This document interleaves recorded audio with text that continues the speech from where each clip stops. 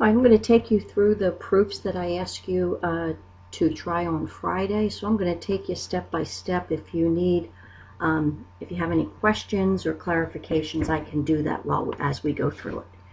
All right, number one, this is proof number 2 on your paper. We didn't quite finish this one all the way. And what you want to pay attention is what they give you.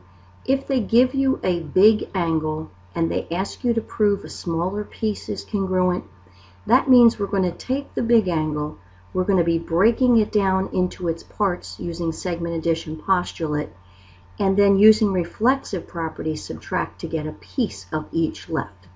All right, and we always, almost without doubt, start with our given. So statement number 1 should say the measure of angle ABD is equal to the measure of angle CBE, and that is given. Step number 2, we're going to tell what each of these is made up of, since it's a large angle and it's made up of more than one angle.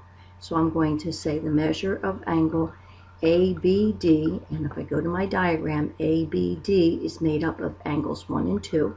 So that will equal the measure of angle 1 plus the measure of angle 2. And I'll do the same thing since it's the same concept. I can include these together. The measure of angle CBE, and in my diagram, CBE is made up of the measure of angle 2 plus the measure of angle 3. And our reason, anytime I either tell the two pieces that equal an angle or one angle equals the two pieces, it will always be angle addition postulate.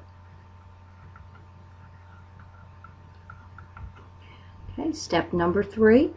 Now every time I use angle addition postulate, I'm almost without doubt going to go, I said that, so I can go from step 1 in this case to step 3 and take out this measure angle ABD and replace it with its pieces. So step 3 will say measure of angle 1 plus the measure of angle 2 equals, take out CBE and tell its pieces, equals the measure of angle 2 plus the measure of angle 3.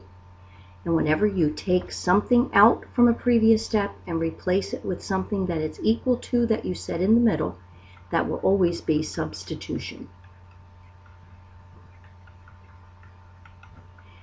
Okay, so now let's look where we are. Right now we have 1 and 2 equals 2 and 3, and I want to end up with 1 equals 3.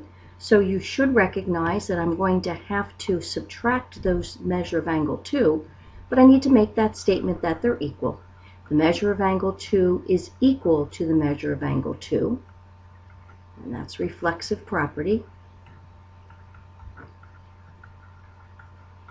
And now to get my proof statement, I will simply subtract that measure of angle 2 from both sides. I'll get the measure of angle 1 equals the measure of angle 3, and I got there by subtraction, so it is the subtraction property. Okay, so again, if they give you a big piece and they ask you to prove a little piece, break them down, use your substitution to tell the two pieces, find your statement that needs to be subtracted, and then go ahead and subtract those to make it equal. All right, let's go on to the number 3 on the back. And this is a segment proof. And notice that this segment proof is, when we look at the diagram, they're giving us a little piece. They're telling us that AL is equal to SK, and they want us to prove a big piece, that AS is equal to LK. So when they give you the small piece and they ask you for the big piece, we're pretty much working in reverse from the last proof. So we'll start with AL equals SK, and almost without doubt we'll be using the given information first. Now in order to start with this little piece and end up with the big piece LS, I need to build that segment, but I need to say that LS, since it's part of both pieces, is equal to itself. So my next statement will say LS equals LS, and that is reflexive property. And now to work my way toward the big piece, I'm going to take these two statements and combine them. On the left piece, I'm going to start with the AL from step number 1, and I'm going to add to it this piece, and that will equal this piece LS, and it doesn't matter too much the order, plus this piece over here. So look what I did. I added something equal in value to both sides of my equation, so that is the addition property of equality.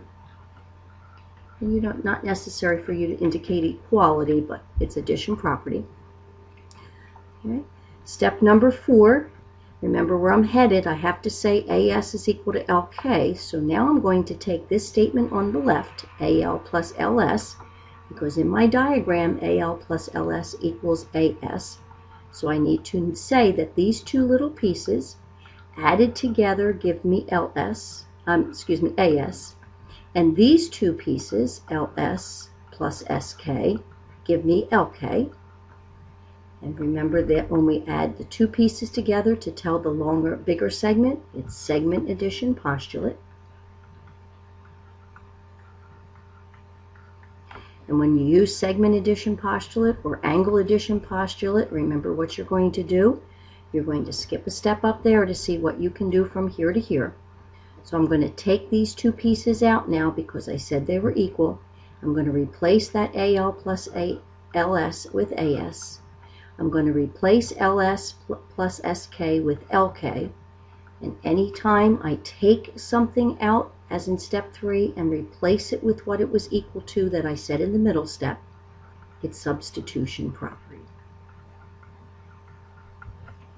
So basically the same kinds of steps, but the order will change depending on what they give us to start. So if they give us a little piece, we have to build to get the big piece. If they give us the big piece, we're going to break it down to the little piece. All right, let's go ahead on. If you want to pause the video, and if you haven't already attempted the last one, go ahead and try it, and then turn it back on, and I'll talk you through any places where you might have some questions. Okay, number 1, we're going to start with our given. The measure of angle 1 equals the measure of angle 2. And if I look in my diagram, angle 1 as well as angle 2 are little pieces. So remember, if we start little, we're going to have to build. I eventually want to say angle RSU and TSV have the same measure. So RSU is made up of these two angles, and TSV is made up of these two angles. Notice what they have in common. Angle TSU, and since TSU is part of both of it, I'm going to make that statement that the measure of angle TSU is equal to itself. Reflexive property. Correct that piece.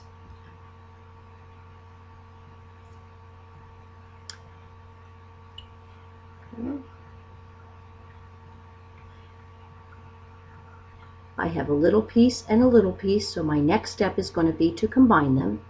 The measure of angle 1 plus the measure of angle TSU is equal to, and I sometimes change the order so that it's going to match my diagram.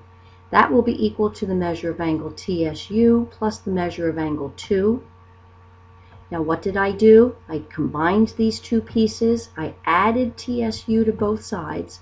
When you add something equal in value to both sides of an equation, it's the addition property of equality. Now I'm ready to tell what this equals. The measure of angle 1 plus the measure of angle TSU. In your diagram, these two angles together will equal the measure of angle RSU. Just clean that up just a little bit. All right, angle RSU. And the measure of angle TSU plus the measure of angle 2 is equal to the measure of angle TSV. We should recognize this. When I add 2 to give the bigger angle it's worth, it's angle addition postulate. And remember what angle addition postulate tells us. It tells us that we're going to do something from the previous statement to the one that follows. So step number 5, I'm going to take out the 1 plus the TSU, and I'm going to replace it with the measure of angle RSU. I'm going to take out TSU plus angle 2, and I'm going to replace it with the measure of angle TSV. Since that's my proof statement, I'm finished. And when I used angle addition postulate, I substituted those equal pieces. So my reason would be substitution property. All right, if you have any other questions, we'll clear that up before we start, but they're relatively the same kinds of proofs, relatively the same kinds of reasons that we go through. All right, you can stop the video now.